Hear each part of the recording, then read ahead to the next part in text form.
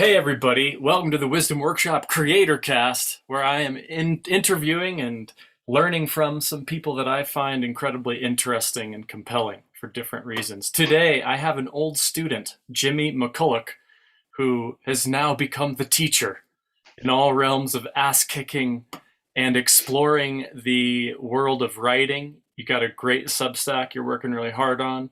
You are an engineer at Ball Aerospace, an RF engineer, electrical engineer. You've since turned pro as a Ju Jitsu fighter. You were a mountaineer and a skier. We've done some backcountry skiing. But I will say that to frame the conversation, you were one of the students that was so far beyond the other students in the room. I will always remember how you and your friend Chad sat in the front of the room in the classroom and stared me down. Like, is this any good? Most students don't do that. Yeah. And when we were getting this going, we started talking about writing as a dialectic, and your Substack is called Thoughts from the Center. So I wonder Mhm. if you just share a little bit about how you came up with the Thoughts from the Center as your as your title for your Substack, and just a little bit more about yourself that I might have missed. And thanks for Yeah, making time. for sure. Thanks for having me. Thoughts from the center, really the the journey started about the time that I met you. Because when I met you, I sat in that front and I looked right at you because I was 25. I'd been out of the Marine Corps for about 3 months, and I was just like, okay, well, this is totally new, and I'm gonna just try to fight it. Like I'm gonna fight everything. Like I don't know what's happening, and I'm going this way, right? And so Hmm. that was also a transition point. 24 was a bad year for me. That was a very bad year for me. 25, I started getting it going in the right direction. But the reason it was so bad is that I just wasn't listening to anybody. I wasn't listening to anything else. I knew exactly what I was doing when I was doing it, right or wrong. I was right, right? No matter how destructive it was for me. So in school, you can't fight math, right? You can't fight a paper, and so I had to figure out how to navigate an entirely new system.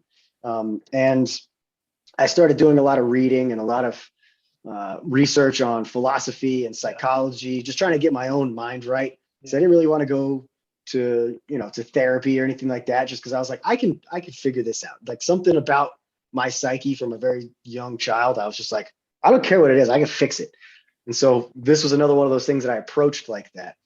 And between readings that I did for your class, discussions that we had in class, discussions that Chad and I would have on the couch, because we were roommates for 10 years. And we would have 3 week long conversations about what is the meaning of God. And we would Yes. draw out diagrams like the earth, the atmosphere, the solar system, the universe, where in it was a mess. But we would those were really good learning experiences, right? Mm-hmm. And so through all that, you start seeing things from a bunch of different angles, Mm-hmm. and you start reading a lot of things that push you. And you can either accept that maybe you're wrong about some of the things that you are just so vehement about that are core to who you consider yourself to be, your identity, to use one of the favorite words today. Um, and having your identity dinged or shattered is life changing because your identity is you, right? And so, Not just your identity, but your worldview, how you're making sense correct. of the world, how you're Yes. processing and how you're Yes. interpreting the information that's coming at Yes. you. Absolutely. Yeah. Yeah. So the way that I always interpreted it was like it's there's no fight or flight. We're fighting everything.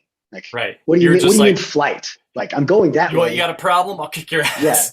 Like I don't this book, I don't care. Like you, I don't care. You're a professor, doesn't matter to me. I'm 25 and I know everything. And so going through, history and philosophy and psychology, and then having to grapple with running into the brick wall of reality that is mathematics, right? Mathematics doesn't allow you to like it is what it is, right? But it's one of the only things that I've ever come across that just is what it is. So human life is totally different from that. and it's not proof based. You can't logic your way through everything. It's impossible. And so math allowed me to start shaping my worldview in terms of the rest of my relationship with humanity, right? And I started partitioning those off and thinking about them totally differently. And so over the years, I started seeing these little things just started clicking when you're looking around, which to me is almost like, to me, that's kind of the definition of wisdom, when you start making the connections, right, between things that seem to be totally disparate, right? And you're able to kind of see things clicking that you weren't 5 minutes ago. But then you also start seeing all the holes, right? So every new piece of the puzzle that fits together shows you all of the other holes in the puzzle even clearer, right? At first, it's just a jumbled bit of puzzle pieces, right? You start putting them together, and then you're like, uh-oh, I don't even know what side of the puzzle this goes on. And so if you're just looking at it like, okay, I'm going to grab this one piece and I'm going to put it exactly where it needs to be. Well, the whole puzzle's completely apart. Where are you going to put that piece? Like, I'm just going to set this over here. I think this one goes over here. You can't do that. You have to start seeing it as the whole and then start building on it in small chunks. And then finally it all comes together, right? At some point it'll come together. But the only way to do that is to look at it from a bunch of different sides. And all conversations are like that. Not debates. I'm not debating, but every conversation should start. You have two people. If they're starting on at the exact same spot, that's a boring conversation. What the hell are we doing? I don't want to talk to you. You're saying the exact same thing that I am. And so if you're talking about things with some substance, like you and I've had a lot of conversations about a lot of really cool stuff. And I've learned a lot from those conversations, and I hope that you have as well. Mm-hmm. But that's where the learning comes from. It's from the conversations. I've never watched a debate and learned nearly as much as a couple of guys sitting in a room and talking it out. And so Thoughts from the Center is partially about that idea, like coming at things from different angles, talking to different people, reading everything. I'm very specific on my YouTube algorithm, what exactly I like or what exactly I view. And you can, if you're really paying attention, you can see where it's pushing you.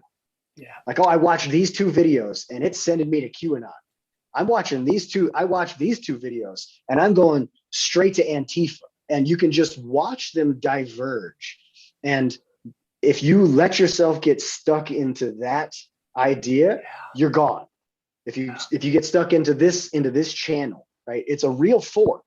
And if you don't want it to fork, like you have to, in this algorithm driven world, you have got to be conscientious about trying to bring it together, because if you don't, you're missing so much of the conversation. Were you gonna say something? Well, that's the center. Yes, that is the center. Thoughts from the center, right?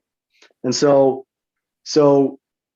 that's part of it. And the other part is, like I was saying, when I was 24, 25, and I was just trying to figure out how to get my life going in the correct direction. Because I knew that I was going a bad direction. I just didn't know what was the good direction. And a lot of philosophy. So the ancient Greeks, and then some of the Eastern philosophy, which there's actually a lot more overlap than people understand there, especially from early Christian thinking, which was really influenced a lot by the Stoics, actually. And so the idea of a center, right? So the yin yang symbol is perfect. Like I don't know if there's a better symbol that represents what it's trying to represent on the planet. Yeah, it's a pretty good one. So you've got the yin yang, and it's not a circle cut in half. It's a circle with a sinuous line, right? And that it's not about black and white, right? It's about the fact that part of the black and part of the white are actually combined. And then there's the two little, there's a piece of the darkness inside of the light, and there's a piece of the lightness inside of the dark. But even that doesn't capture the true essence of what I think is important about that symbol, it is the center line, not the split between the two. It's walking that path. And the whole point of that center line to me is you need to have part of the darkness and you need to have part of the light. And walking that balance is how you move forward as a person, and you become a in the words of, you know, Maslow, being transcendent. You're going to that next level of humanity. You satisfied your basic needs. You've crawled out of the darkness, or you've crawled from the light, and you're now seeing the entire world for what it is, the light and the dark. It's not either or, it is both. And walking that center line, that to me is where I want to try to be. And that's those two ideas, conversations and walking that center path. You know, and you're always going to have diversions along the way. It's not like I said, it's not a straight static line. It's not a straight static line. It moves, and you go too far either way all the time, right? But you got to come back to that center, or you're gone. And so that's kind of where the idea for it came from. Yeah. Well, there's a lot of really cool stuff we could go on here all of a sudden. You mentioned the solidness of math that you Yes. can't argue with, Yes. juxtaposed against the messiness of humanity, Yes. if we want to put it that way, that Yes.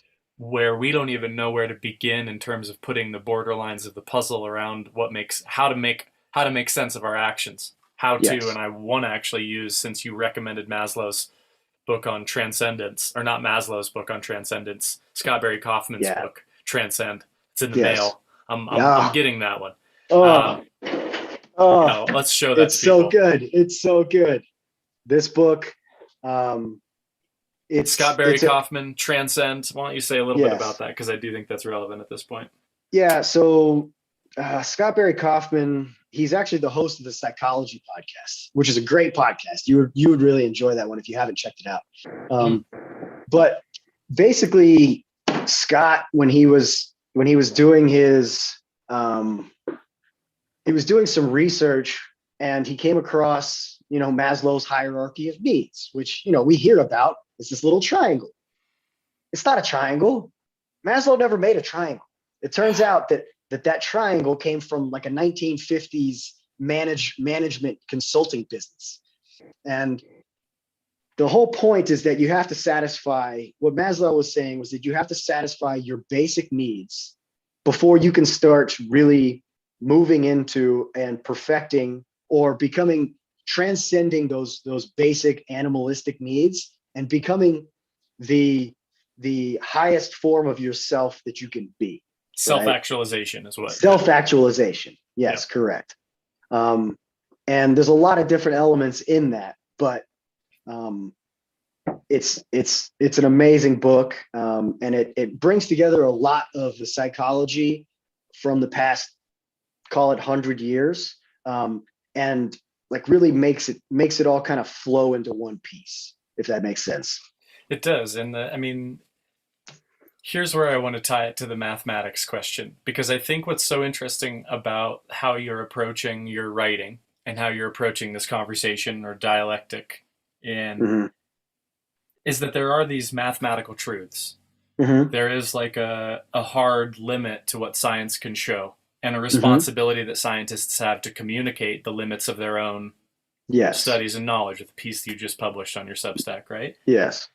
So there is this mathematical rigor and seriousness of, let's call it reality. Yes. Quote unquote. Then you have messy human beings. Yes. The messiness of a writing process. Yes. That there isn't a right answer on the writing a good article on your Substack is very different from an engineering problem. Okay, so that's kind of, that question is, as I understand Scott Barry Kaufman's work, he's arguing that we can't actualize ourselves unless we transcend ourselves, or at least exploring the possibility. Maybe that's too extreme. That part of self-actualization, the top of the pyramid, is also transcending the limited nature of us into something bigger. hence the word Yes. transcend. Mm-hmm. So we enter into a mathematical reality, as it were. I would like to say that. And then I know you also are into Gödel, Escher, Bach, right? This idea of do you have that one too? Oh, my favorite. My favorite Yes. of all time. Why? Why is that your favorite of all time? Because of a lot of what you're saying. This could take up the rest. This could take up the rest of the conversation. But the basics of it is we'll ignore Escher and Bach for right now. Everybody should go listen and consume their art. But Escher came around. He was a logician. Gödel, And you mean? We're yeah, I talking mean Gödel, right? Kurt Yes. Gödel. So Yeah. Gödel came through, and I think it was Bertrand Russell had written this giant tome where he was going to collect everything that we have known about mathematics from first principles and prove the entire thing. This was his life's work, and he did it, and he published it. And Kurt Gödel came out and took like a piece of paper, wrote something on one side, wrote something on the other, and was like, incorrect. Your whole life's work, nonsense. And the thing that Gödel pointed out was that in a system, whether it's language, the universe, mathematics, which is a form of kind of language, there's a bunch of different types of mathematical interpretations. There's a bunch of different ways that logic works, which doesn't really click for most people. Like they don't realize that there's systems, there's different systems. But what Gödel's main point was, and this is the proof that proved Bertrand wrong in like a sentence. You will, at the basis of any system that is complex enough to be self-referential. I can say I, right? So that's our language is now self-referential. Any system that is self-referential, there will always be a truth that you cannot prove. So at the basis of every one of those systems is going to be a truth that you cannot prove. Mathematicians cannot accept that. So instead of trying to deal with it and accept that level of uncertainty at the basis of mathematics, they just ignored Gödel for 100 years. They were like, yeah, well, never mind. The rest of it works. So let's just keep doing what we're doing, which is fine because my whole job is based on all of the mathematics that actually does work. But from a philosophical standpoint, mathematics will never, like, even mathematics, which is the most concrete thing in terms of my ability to like alter the world in predictable ways, right? You really do have to have a form of mathematics for that to work on an engineering or physics scale. But scientists don't realize that even the most concrete things that they work with, equations, at the basis of that, even there is a level of uncertainty and a level of humility that you will always just have to accept some things, right? But science has lost that idea, and the scientific revolution has really made that concretized. Like it's so deep in our collective soul that like we should be able to prove everything with logic and reason. It's like, have you ever go outside your house? Are you kidding me? I don't know what's going to happen when I go on a walk right now, let alone what's going to happen in the rest of the country collectively. And when you or do in an the experiment, cosmos broadly, and when, beyond infrared light in the belly of a galaxy that is so far beyond us that we don't even really know that it's there, or you know what I'm saying? Even if I just do an experiment at work, I don't know what's going to happen. And one of the things that scientists have really misled the public on, because many scientists don't actually understand it themselves, models aren't reality. I don't know where this got mistranslated, but over the past several years, we've seen how badly the general public and the science communicators have communicated that point. If I went to my boss and said, hey boss, I know that, that insane thing that we're trying to send to space right now, and that thing that you asked me to do, I modeled it we can send it to space now. We don't have to test it or anything. We just send it to space. If I did that and I built it and I put it on a piece of aircraft going to space, I would be fired before I left his office. What you do with a model, models are supposed to help you get a small glimpse of the world. You're trying to take as many known factors as possible, throw them into an algorithm, and it comes out with an answer. It doesn't come out with an answer. It comes out with a range of answers. That confidence interval is the important part that science seems to have forgotten. At every statistical analysis, there's supposed to be a confidence interval. And if you don't include that probability range, you're not being honest. Like if I come out and say, there's a 37% chance of X happening, and I got that from a model or I got that from an epidemiological study, and I didn't give you a confidence interval, what do you mean? That number doesn't actually mean anything. You have to give me the range of probabilities of what happened. And that is, we want things to be so black and white. We want them to be on both sides. We want them to either be on this side or either be on this side. But that's not how the world works, even at the basis of mathematics, let alone all of the higher order things. Humanity, consciousness, experiments, the cultural waves that come through your city, your state, your nation, the world. Like, do you think math was ever going to be able to predict World War II? Do you think math was ever going to be able to predict the pandemic? Like, we had no idea. Could math predict your mustache? It probably could have done that. Just if you input all of the historical facts about me, the fact that by the time I hit 35, I was going to have a mean Selleck mustache was probably approaching 100%. But what did I just say? Approaching 100%. Yeah. Probabilities. It's like the Nietzsche stash. It is. I'm going for that. I'm going for that brooding, just mean stash. So modeling is really, what does this mean I want to talk about your writing process before we get too far afield in terms of what this, but maybe it doesn't connect. Well, so my whole point was that models are a good proxy for the way that we're misinterpreting a lot of the world these days. Because we look at models and we say, yeah, that's what's going to happen. In 2100, we know X amount of ice is going to be gone from Antarctica and Y things are going to happen with Z outcomes, right? Just for an example, right? Sure. I don't know what's going to happen tomorrow, right? And so those models also have a confidence interval, right?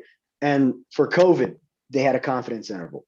And my point is, the predictions that we're using to move our society forward, we're not being humble enough to realize or to convey, hey, I know this or this can happen, and I'm missing 19 other things. The 3 things that I know are a fraction of what could actually happen because I don't have the proper, I don't have all of the equations. There's something, the butterfly effect. I don't know what's going to happen because the world is stochastic in nature.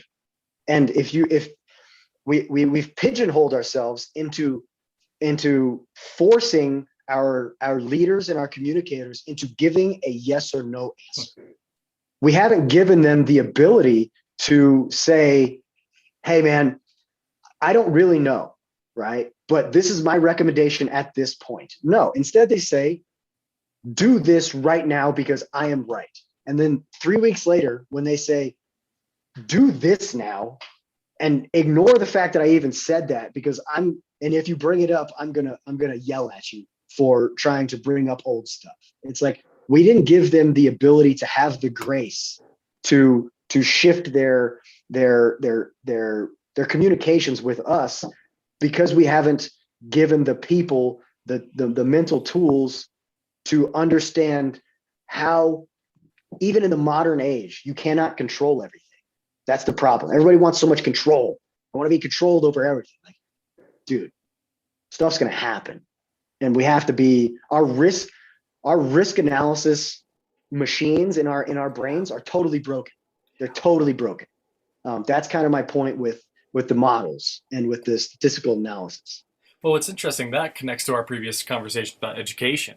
Is that Yes. education is such a controlled environment. There's no Yes. wildness to it where I don't actually have an opportunity to set risks Yes. and then learn from those failures that I have from those risks. Like I'm Yeah. not given a chance to create my own models. I'm basically just spoon fed the model that Yeah. I need to be following.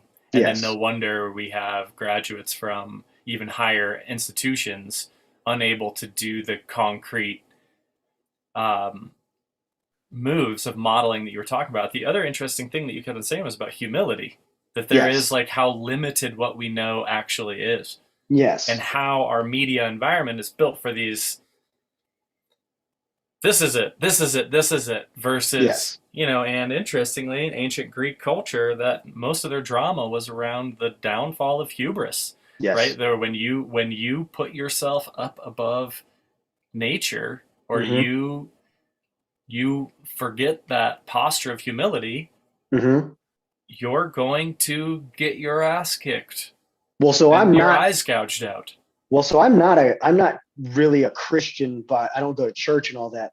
But like you just described what my Steelman version of God is, Hmm. right? You've got an Hmm. there has to be something bigger than you, and you have to Yes. have the humility to understand that you will never understand it. And the mathematical, like at the basis of mathematics, that's what Gödel's statement was, is that even at the basis of math, you have to accept some things. There are things you will never know, and you just have to live with that and live with the consequences of that. Because if you don't, you're still going to live with the consequences of it. You just are going to be blindsided by it. And so, like to And me, that's kind of the idea of God. from Rudolf Otto, I think, I can't remember, I might be having the name wrong, but one of the founders of comparative religion, who Mm-hmm. tried to look at the similarities between religious Mm-hmm. experiences across all these different cultures, came up with three words that were roughly mysterium, tremendum, and fascinans, which is basically mystery, Mm-hmm. beyond my sense of knowing. Mm-hmm. The world just opened up and I couldn't understand it. Tremendousness, it was big. Yep. Yep. And then fascination or awe that transcends our, like, I Mm-hmm. literally don't know. And, Wittgenstein, obviously, the linguistic term, Mm-hmm. whereof we cannot speak, we must remain silent. Mm-hmm. Like our language can only go so far Yes. in which is good. It's fine. It's actually really important. We should do all those things. We can send things to the moon Mm-hmm. in this little area, Mm-hmm. but we can't take our language outside of that.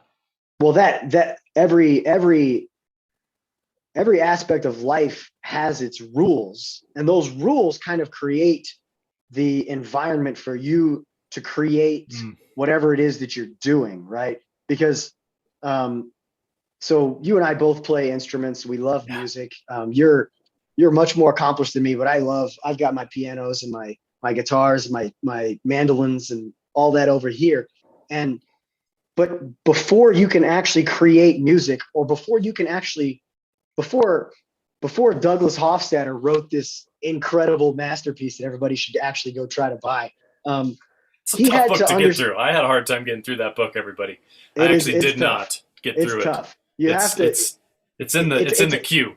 it's a multiple It's a read kind slow. of It's a thing. slow. It's a slow one. It's a lifetime read. There's just Anyway, like there's things, yeah. But the proceed. point is that he had to understand first. He had to be constrained by the letters of the English language. He had to learn Right. those before he could write words. He had to write words before he could write sentences. He had to write sentences before he could write paragraphs, pages, and then a book. But the meaning in his life comes from those rules and the way that he interacts with them. So if you're just like freedom, I feel like the colloquial usage of the word freedom has totally missed the mark, right? And so the Statue of Liberty, to me, somebody else said this, I don't remember who said it, but the Statue of Liberty should on the East Coast should have the statue of responsibility on the Mm. West. I think that because then we're putting the physical we've gone too much to the liberty, right? Liberty is great, but with that liberty comes responsibility. And that responsibility comes from the rules of whatever system that you're playing in. And the rules that we're playing with at a fundamental level are, mammalian hierarchical structures. And then you've got the chimp brain, right? From And the history of philosophy, potentially. Yeah, well, so then on top of that, you layer how crazy humans are. Imagine being the first guy who was just like walking along the savannah, and he was the first human who was like, what am I? What am I? And then on top of all of that, you start layering the historical context and the cultural insights and those constraints, right? So the liberty and responsibility is somewhere in the middle of there is where you should be, because if you just have too much liberty, that's arbitrary. That's not freedom. That's arbitrary. But too much responsibility, that's no fun. That's Nazi Germany. Like, you don't want either of those. You don't want anarchy and you don't want Nazi Germany. You want to have you want to be able to play on both sides of that liberty and responsibility piece, because that's where I find almost all of the meaning in my life. Another way to put this and connect it back to the yin yang, which is a good one for us not to lose, is the freedom versus determinism. Yes. So I'm free versus being determined. Basically, yes. How free am I actually? Yes. And what's interesting, how I like to see this and frame this up for students when we go over this, that if you take the hardcore existentialists that are full in on freedom, that we are so free, we have no idea what to do with it. Yeah. We're so free, we're scared shitless. Yeah. And then you have your hardcore determinists that say, we have no freedom at all. At the far end of determinism, we'll call that the darker side of the circle, there's a little glint of freedom, because we still have the freedom to see that we are determined. Spinoza says, and at the far end of freedom, we are determined to be free. I can't be like, you know what? I don't want to be free anymore. No, sorry. Yeah. It's determined. You are free. And what are you going to do with it? Yeah. And I think when you, and I wanted to say this before just for people, because I also think the yin yang, that symbol, is maybe the coolest symbol that humanity's ever created. There's a trouble when we think in the West of light and dark. I think of Star Wars and the good and the bad and the kind of, and it's more a sense of activity and receptivity, or protrusion and intrusion, externality versus internality. And it comes back to your point about dialectic and conversation, like what we're doing to hopefully get closer on. And I guess I still am curious that you said that, how much time did you spend researching your last piece? So my last piece, I probably spent 30 to 40 hours actually writing it, just because, and it's only like 5,000 words, right? But it's there, every single thing that I did in there. Okay, for context, I wrote an article about masking prevention for COVID, right? Yay or nay? Does it actually do anything? What's the history? What do we know? What's the science? What do we know? Or how much can we know at this point? How much research has been done? All of that. And it was almost the ultimate Dunning-Kruger effect for me, right? I went into writing that, and I was like, I know exactly what my position is going to be. And halfway through, I looked at my girlfriend, and I was like, I don't know what the hell is going on. I don't even know what reality is anymore. And then after another, I don't know, 20 hours of research. So I did 50 to 60 hours of just reading all of the CDC guidelines, reading the studies that they used for their evidence, reading proponents, reading opponents of masks, reading the World Health Organization guidelines back to 1996. There's some interesting stuff that was happening. And then I spent 30 to 40 hours writing the actual article. Last Saturday, I went on a bender and I did like 18 hours straight.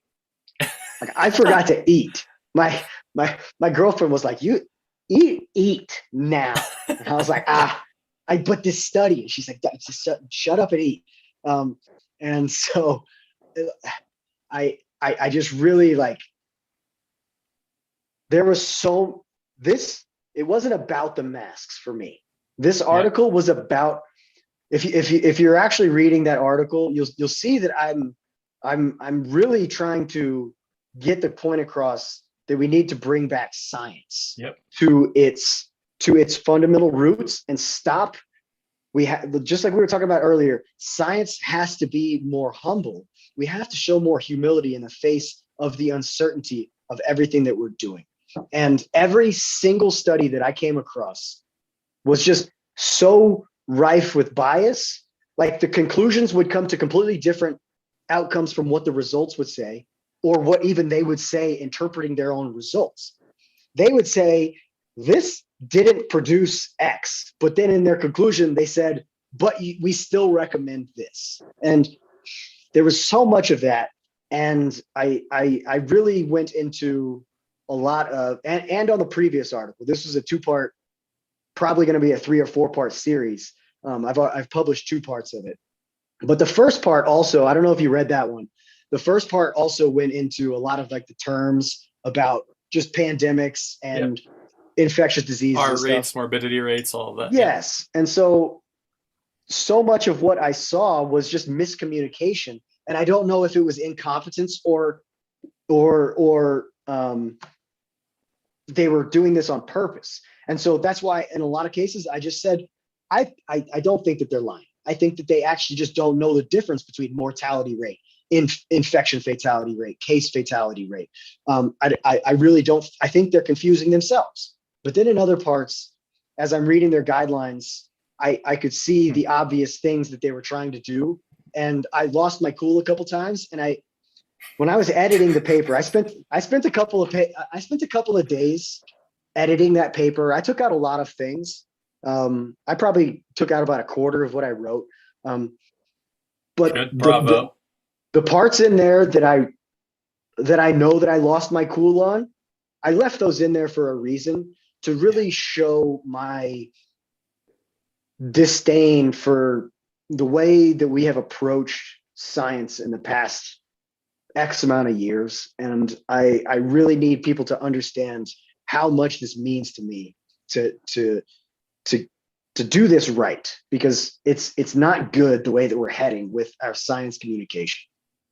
That was a bit of a rant, but that was the impetus. There's 2 things that are interesting here, because you did demonstrate what I was hoping, that you are having a conversation with yourself around this, and that it is research based, and that you frame your articles and this is what I want to seek to find.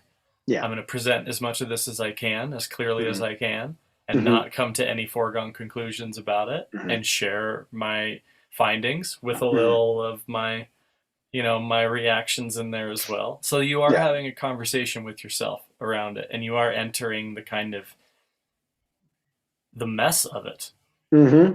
It's very messy. All of it is messy. Like, what's the messiest thing creatively for you? Well, like what in all of your creative endeavors, whether it's your teaching or your music or your writing, what's the messiest part of that? It's got to be the writing, the sheer volume. Why? The heuristics of how to make sense of it. So I have, this is morning pages 177. Yep. That amounts to, my rough math, about 1.5 million words. Yep. In there's probably 4 book projects. Yep. 5 different courses that I've outlined. 3 of which I've outlined over and over again and refined over and over again. Yep. A whole lot of weird poetry.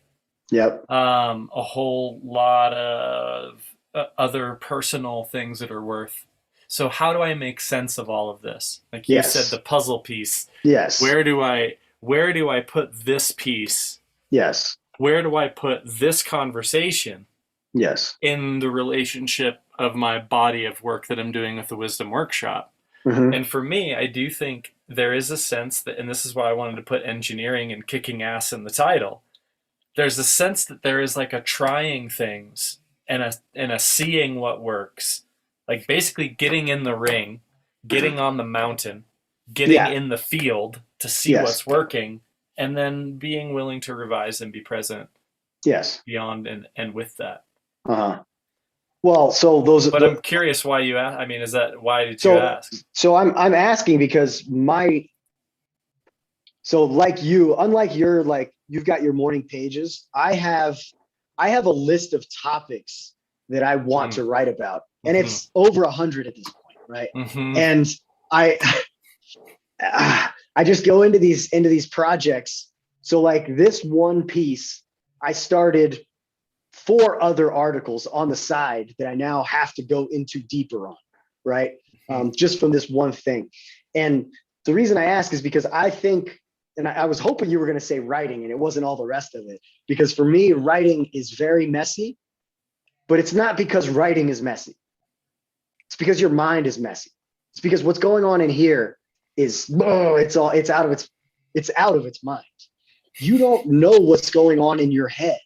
And I think you were talking. I watched a little bit of your last talk with, what was his name, Todd Mitchell. Yeah, author. Yeah, author. So he said something, and we've talked about this before, but it's become more conscious, right? Becoming more Yes. conscious. So for me, journaling along, like when I was really trying to figure all of this out, trying to figure out what the direction I wanted to go, journaling was was was me trying to get a better grasp on my consciousness. And it's kind of like, if I walked around my whole life at 70-30, unconscious to conscious mind, I'm just reacting. I'm the Joker. Yeah, like I don't know what's happening. I'm just going that way. Do I look like a guy who has a plan? Like that line is great. But so if it was 70-30, writing and because of the writing makes you put it on the page and semi put it into coherent thoughts. You're able to start aligning your thoughts more, and they're more coherent, and it's a literal calming effect. You're just calmer because your mind isn't so, you're if you look at a puppy, that puppy's just like, what? I don't know what's happening. That's because it doesn't have any control over its mind. And the more control you have over your mind, the more aligned your thoughts are, the calmer you are, and the clearer you can think, and the less reactive you are to everything. And so for writing to me allows me to put it on paper and make a coherent thought. And I started the Substack. It started off as a Word document because last June I was in quarantine, like we were all in lockdown, and I'm sitting here and I'm like, I don't know what is happening. If I turn on Fox and I turn on CNN, nobody has any idea, but I'm seeing 2 entirely different sides of the world. And so I wrote a 25 page Word document for myself.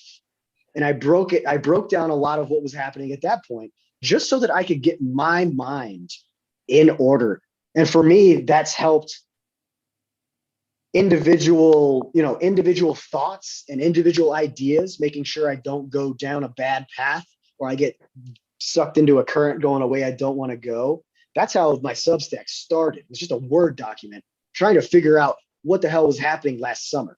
And then I shared it. Like my ex-girlfriend read it and she was like, this is pretty good. And so I sent it to my dad, and he shared it with like half of Western Alaska, and it just kind of blew up, and people were like, you need to do more writing. I was like, okay, but I'm doing this for me. Like, I'm picking my topics. I don't really care a whole, like, if you enjoy what I'm putting out, I love it, but I'm doing it for me because Mm-hmm.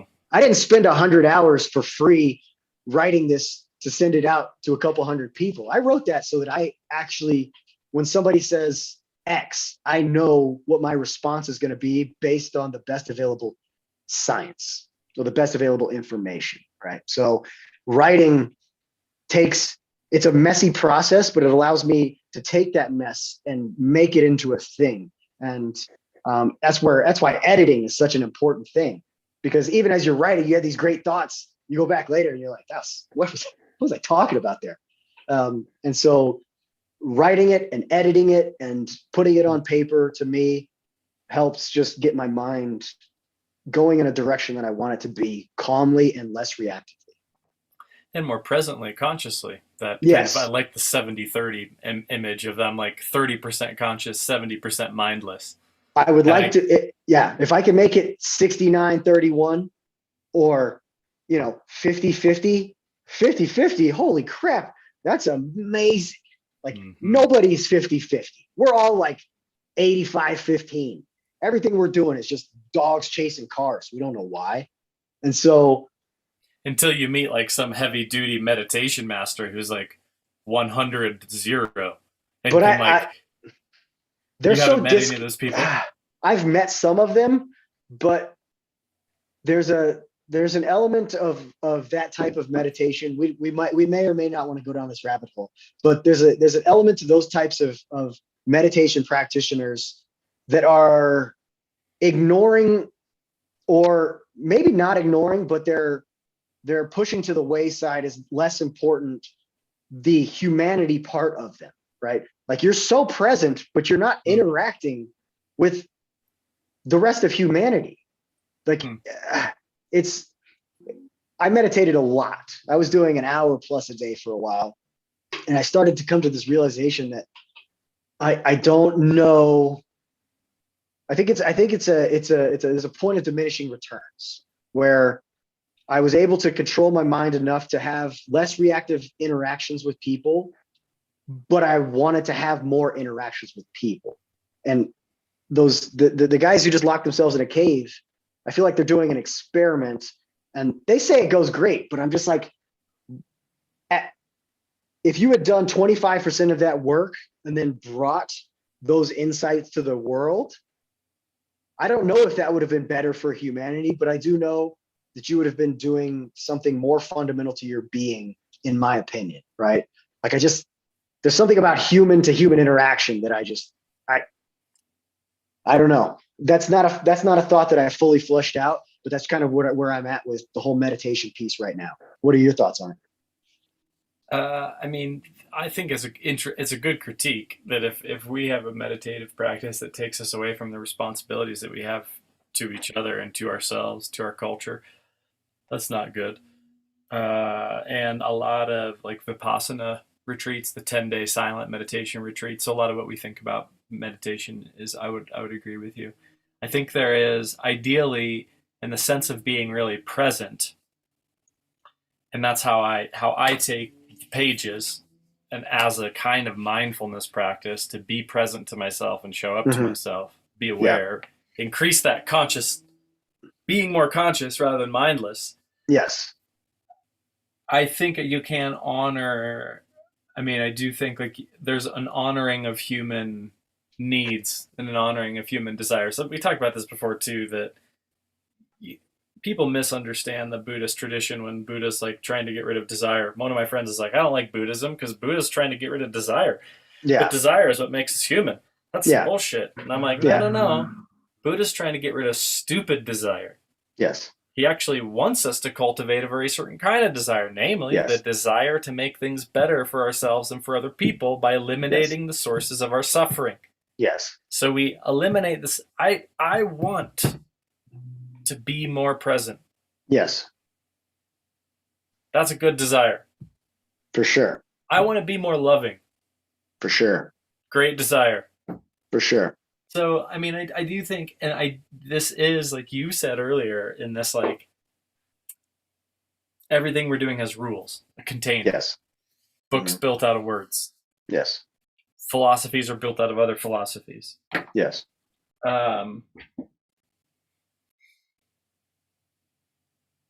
think there's a process of how we of how we go. Well, you guys also talked about in the beginning of your discussion about it's about the process, right? Yes. It is about the process. Yes. And so for me, writing these articles, it's about the process. It's about like the end product was like, whatever. What I really want is to know what is happening. And hopefully each one of my articles are better than the last because I learned something about the process of writing from those previous articles, right? So the process really to me is the fun part. Like with mountaineering, right? Mountaineering started off not as a process for me. And the reason that I moved away from mountaineering was because I saw so many mountaineers that weren't about the process. They were about the end goals. I want to be on the top of Denali. I want to be on the top of Everest. Like what? Okay. For me, I spent 4 years, 20 plus hours a week dedicated to just learning how to climb, mountaineer, ski, get uphill fast as possible, learning all the skills, the logistics, all of it, because that process was amazing to me. So many people don't have that love of the process. Yeah. And that the mountaineering culture to me, and it could have just been a sampling bias, but like to me, having such a concrete goal, like I want to climb Shishapangma West Face. Like, okay, like it's good to have a goal, but make sure that you're enjoying the process along the way. And then there's also the added element that I ran into on Denali, which is the moment where I started doubting mountaineering's future connection with me. Was I just sat down at like 19,000 feet at 12:30 at night. It's like negative 45 degrees. I haven't felt my toes in 2 weeks. And I was like, my family just sent me off to this mountain and they didn't know if I was coming home. Like, but why? Like, why was I there? And at the time I was reading Man's Search for Meaning by Viktor Frankl while I was on the mountain. Those two things coupled together will throw you into an existential crisis at the highest order for sure. So I just sat down, I made a little video, and I just walked back down to camp. I was like, I'm an hour from the summit. I don't care. Because the summit to me was unhealthy because it wasn't the process. The process is what I was loving. And the process of learning with my friends and learning all these skills. So I went back down and I've been trying to figure out what I love in the mountains since then. And now those processes are what I love about life. Like, and I consciously realized that on Denali, right? So like jujitsu, I've been fighting competitively since I was like 7, but jujitsu, I never really did a lot of grappling. So this is a whole new world, right? I get to study hours every day. I get to go get my ass beat every single day. Every day I get beat up. That's a humbling experience. If you want to learn a little humility, go grab a 120-pound dude and have him turn you up into a pretzel in about half a second. Like that's humbling. And I get to do that every day. But you also get to see the progress and you get to see how the process changes the way that your mind works. And then I started hunting more because that's a whole story, but like that just seems like a healthier interaction with nature than just straight mountaineering, because I am part of the ecosystem again, right? I'm going back to my primal roots. We talked a lot last time we talked about how I kind of had these realizations that feeding my primal instincts in healthy ways is an important way for me to get meaning in my life. And it's an important way for me to, like, flow states come a lot more often for me when I'm doing something primal. And if I don't know what to make of that, all I know is that the process of doing those things gets me there. And so it feels healthy to me and I'm going to keep doing those processes. Does that kind of make sense? It does. And you pivoted where I wanted to pivot anyway, in terms of how this relates to what you enjoy about jujitsu and where you came from mountaineering, like your transition from mountaineering to jujitsu as two different types of mountains to climb. I mean, one of those is metaphorical and the other is not, so that's a little weird. But you did I mean, that basically does what I was hoping that you would get into. And I am curious about what you have been learning in terms of because it also seems like, if I'm thinking, I never got into fighting, but I did get into boxing a little bit. Yep. And the sense of presence, same thing with skiing. You can't put your guard down. And it's actually really refreshing to be that present for even a short amount of time. So I'm beyond that kind of call to presence, as it were. I'm curious what else you're learning about jiu-jitsu as we kind of round this out. So jiu-jitsu specifically, I've got 9+ concussions. So I can't really get hit in the head anymore. I played football all the way into college. I played on a couple Marine Corps teams. I got tossed off of Humvees. Like my brain has been rattled a lot. And so I've been striking since I was 7 years old. Kickboxing, boxing, karate, Muay Thai. I taught boxing for a while. So jiu-jitsu is a way for me to still be in martial arts and not have to get domed up all the time anymore. And then what I realized is jiu-jitsu is so deep. There's so many different elements to it, and so many subtle moves that change everything. And everybody's got their own little version of every single move. And there's also an element, I don't know if we ever talked about this, but I feel like we might have, but basically there's an intimacy. There's an intimacy with touching, right? So like if a dog really likes you, what's it do when you're sitting on the couch? It comes and it lays and it like at least like leans against you or like puts a paw on you, right? Why is that? Because mammals specifically seek that touch. Like that's a deep-seated instinct, primal instinct that we have to do, right? If you don't touch a baby, that baby is going to be jacked up for life, right? It needs to feel its mother's warmth. It needs to feel the touch of all those other people. And I don't know why, but modern society over the past 150 years seems to have just been like, dudes can't touch you. What are you talking about? Except for those people that stand on the street with the free hug sign. That's where it's come.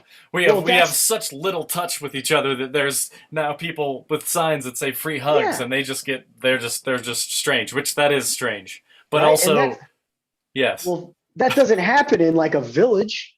Yeah. You think guys are standing around? Standing around in a 40 person village? Like, has anybody had a hug today? Like, no, motherfucker, we all did.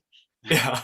I remember hearing on Clubhouse earlier this year that the appropriate length of hug for the optimal oxytocin release, because it's one of the things that happens, is 22 seconds long. Really? Yeah. And so you have like the really quick, just like, oh, hey, pa, pa, pa. Yeah. And then you don't touch anymore, which is the way most hugs between people go, is nowhere near the bring it in. 10, 15, 20 seconds long. I'm now flooded with that with oxytocin and serotonin, feeling like I'm actually, part of something bigger than myself. Yeah. But I've been on a lot of teams in my life. Marine Corps teams, football teams, track teams, striking teams, MMA teams. But you when you do grappling or like wrestlers and their friends, their little cliques, it seems to be like you feel a more intimacy with those people and just like a greater sense of overall satisfaction. Like it's one less thing that you're striving for every day, because for 2 hours a day, I'm touching a lot of dudes. Like dudes touching dudes. It's what we do. And there's so little, especially male on male contact in the world today, that I think we just got to touch more, whether that's fighting or jujitsu or just giving a goddamn hug. Like, we got to touch more. We're losing our sense of community because we don't know what the feel of a human is. It's insane, right? Isn't that right, Kitty? Jimmy's on to something. Uh, I haven't talked to very many pro jujitsu fighters, yeah, grapplers, yeah. but I have never also heard that it is an excuse to touch other men. Although it does seem like it seems that, and I obviously I'm trying to be funny. Yeah, for sure. Yeah, it's you learn from each other every day.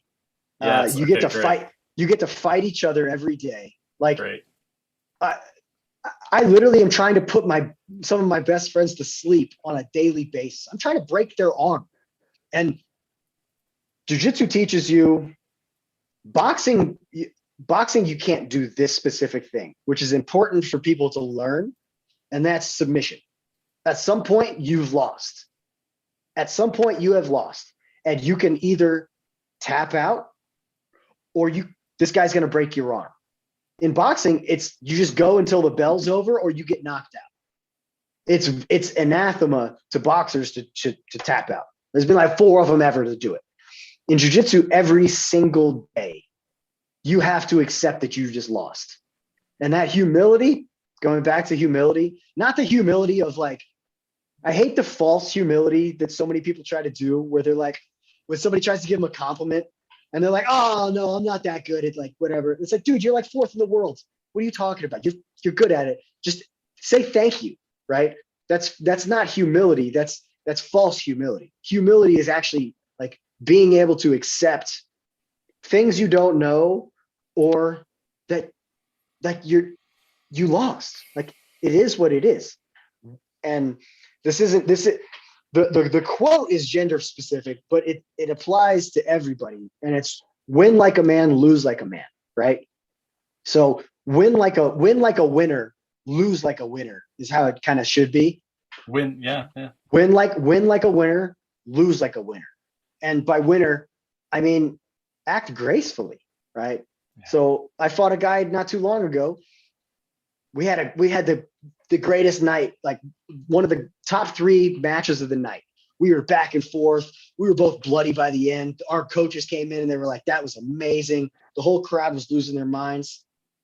And the decision didn't go the way that the other guy thought it was going to go.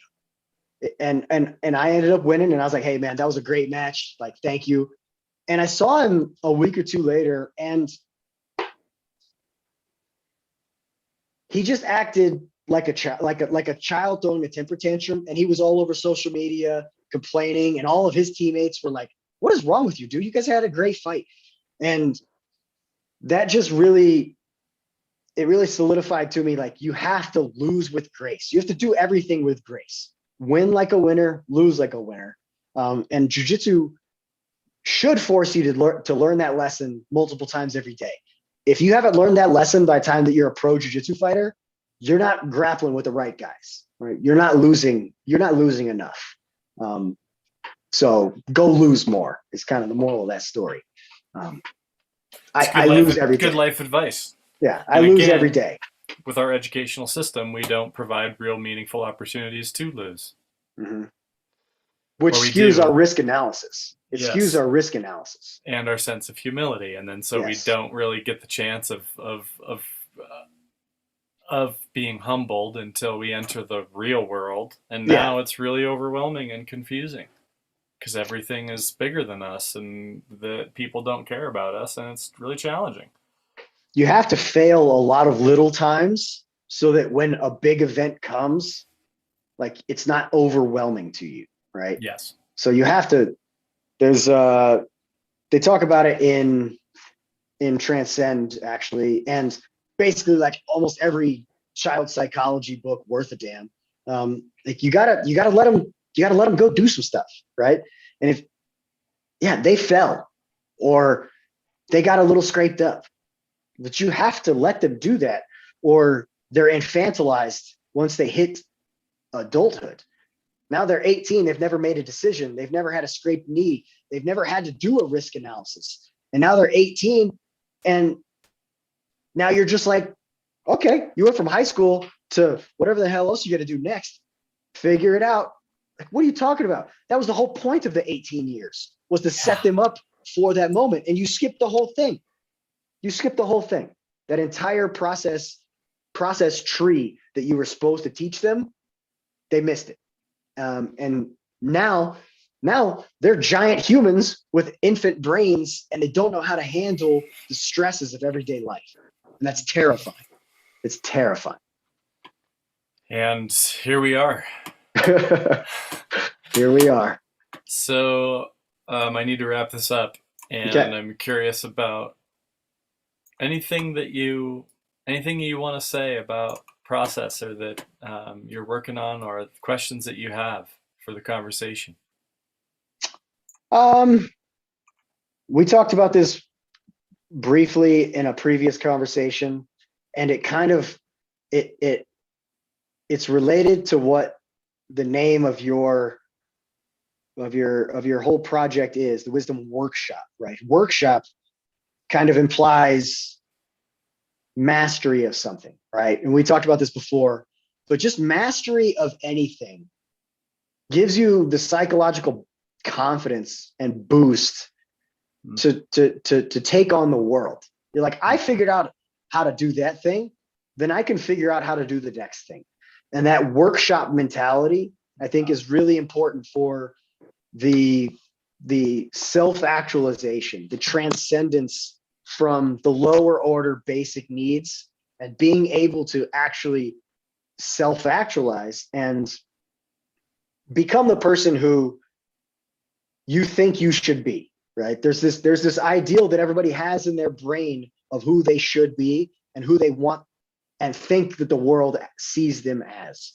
But if you can't learn how to master something, I don't care what it is, whether it's calligraphy or woodworking or engineering or writing or podcasting, whatever it is, just the process of mastery, the process of becoming a master of anything, indicates a willingness to learn and a willingness to open up your mind. And it gives you the agency, right? That I know I can go do that. Like I might not be able to fix my car right now, but I'm going to go try, because I have the confidence in myself that whatever happens, it's going to be okay. And if it's not, it's still going to be okay, right? Like, what's the worst case scenario? The thing falls on me and I'm dead. Well, I had a great life and I mastered a lot of things. I met a lot of great people, and that's okay, because life is going to end. And those processes, having that agency and that confidence to just go live, I think is really important. So that the workshop, I know that wisdom is probably the really important part for a lot of people when they think about that. But the workshop part, to me, is really indicative of how you get agency over your life and start building those processes to really transcend who you want to be. Does that make sense? It totally does, and it was really well said. There's also a sense of, if you're getting better at something, you would shed it. Like, if you're you need to work on that guitar part a little more. Why don't you take that and why don't you go shed that part? Yep. Where the sense of you're going to go do it over and over again to get that confidence. And that's exactly why that word popped out to me, in terms of the craftsmanship that we have over doing these little projects that also, the big project that we're working on is ourselves. Like you said, I'm working on this to get agency. Yes. But I'm not really, it's not this, then this. No. It's like this thing that I'm doing, taking the risk on the podcast, taking the risk in the pages is, that workshop metaphor, I think, is incredibly powerful. Yeah. It's towards just the development of wisdom, for sure. Yeah. You always got to be It really is about the process. And plenty of people are going to read my writing and be like, that was dog shit. And that's fine. Because I read a lot of writing, and I read a lot of my old writing, and I'm like, that was dog shit. Yeah. That's fine. Yeah. I'm doing it for me. Yeah. And I'm doing it to move forward and work on that agency piece. Just because it's, again, that mastery. I don't know what it is about mastery that I keep coming back to, but it's agency. And I think more agency for people would make people calmer and give them the tools to get themselves out of the ruts that they are in, or even if they're not in a rut, to just make their lives better. It's just it's a mindset and a process. Well, let's hope so. And I appreciate you taking some time to chat with me again. That always is helpful to me, and hopefully helpful to some other people that are watching this. I'm going to put the link to your Substack in case people are curious about that and subscribing to that. Anything else you want to say before we sign off? I think that's about it. Thanks for chatting with me, and we got to get together here in person here soon. I would love that. We can do happy trails, some high fives, and a good hug. Yes, sir. All right. Thank you, Jimmy. We'll see you.